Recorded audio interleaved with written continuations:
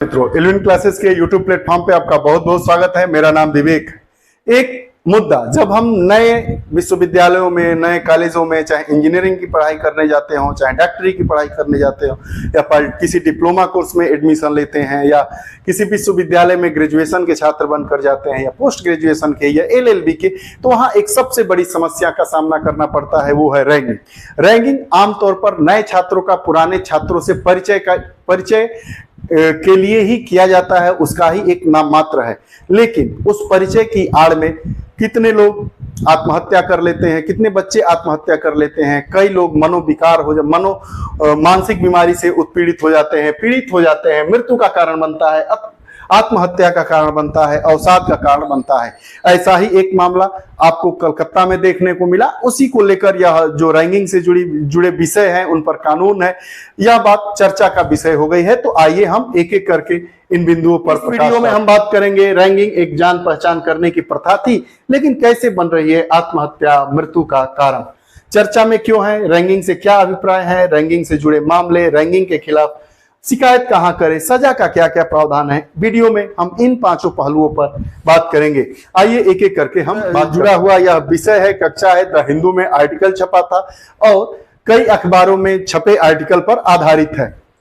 चर्चा हमारी कक्षा द हिंदू अखबार में प्रकाशित लेख जदयपुर यूनिवर्सिटी डेथ रैंकिंग पेज के सारांश को केंद्र में रखकर होगा। इसमें कुछ और अलग से भी अखबार और इससे संबंधित आर्टिकलों में से भी लेकर इसमें इनपुट शामिल किए गए हैं। कोलकाता के जादवपुर विश्वविद्यालय में 10 अगस्त 2023 को फ्रेशर छात्र की मौत हो गई। परिवार के लोगों ने इस मौत के पीछे बताया कि रैंकिंग को बताया। कथित तौर पर छात्रावास में मृतक छात्र अपने वरिष्ठ के मानसिक उत्पीड़न का शिकार था। परिवार के लोगों ने यह आरोप लगाया कि लड़का एडमिशन लिया था, जो वरिष्ठ छात्र थे उनको रोज रैंकिंग लेते थे, उसी से वो मानसिक रूप से उत्पीड़न का शिकार हो गया और उसने आत्महत्या कर ली, जो इसकी मौत का कारण बना। यह कथित तौर पर परिवार लोगों का आरोप है। रैंकिंग से क्या अभिप्राय है? रैंकिंग शब्द पढ़ने में एक सामान्य सा शब्द है। इसके पीछे भयावहता को वही छात्र समझ सकते हैं या वही परिवार के लोग समझ सकते हैं जो इसके शिकार हुए हैं। रैगिंग आमतौर पर सीनियर विद्यार्थियों द्वारा कॉलेज में आए नए विद्यार्थियों से परिचय की एक प्रक्रिया है। रैगिंग से जुड़े मामले देखते हैं क्या क्या है। दो मामला, एक वर्तमान में और एक बहुत इस पर मूवी भी बनी थी, वो भी मामला आया था, उसको भी समझेंगे।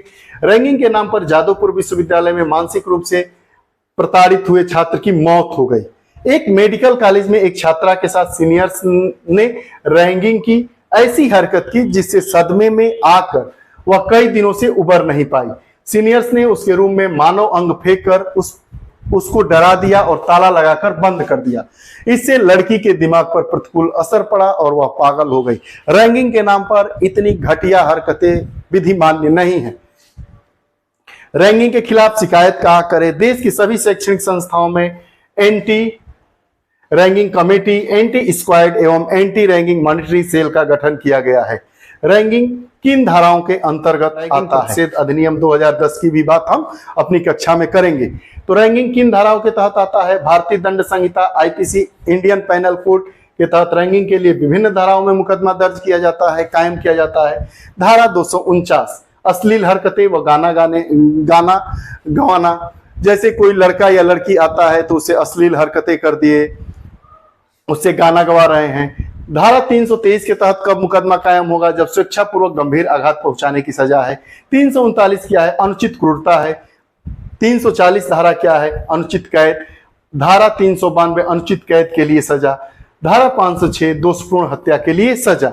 अब जो यूपी का हमारा शैक्षणिक संस्थान है, वो रैंकिंग प्रतिषेध अधिनियम 2010 में क्या क्या प्रावधान करता है? तो इस अधिनियम की धारा 3 के तहत शैक्षणिक संस्थान के भीतर या बाहर रैगिंग पर रोक है। आप शैक्षणिक संस्थान के न तो भीतर रैगिंग कर सकते हैं, न ही बाहर कर सकते हैं, यह रोक है।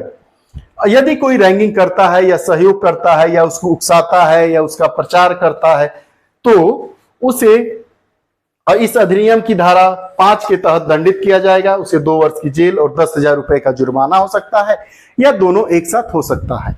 ये रही रैंकिंग से जुड़ी घटना। कृपया आप लोग रैंकिंग ना करें। रैंकिंग का जो शाब्दिक अर्थ है, जान पहचान के लिए ही रैंकिंग करें, क्योंकि इससे किसी न किसी परिवार को आघात पहुंचता है। अगर कोई बच्चा प्रेशर में आके आत्महत्या कर लेता है, अवसाद से पीड़ित हो जाता है, तो आपको क्या मिलेगा? उसका कष्ट तो उसके परिवारजन समझेंगे और बच्चा खुद समझेगा। यह रैंकिंग से जुड़ी हमारी कक्षा आपको कैसी लगी? कृपया कमेंट बॉक्स में अपने विचार जरूर दीजिएगा। फिर अगली कक्षा के साथ उपस्थित होंगे, तब तक के लिए बहुत बहुत धन्यवाद।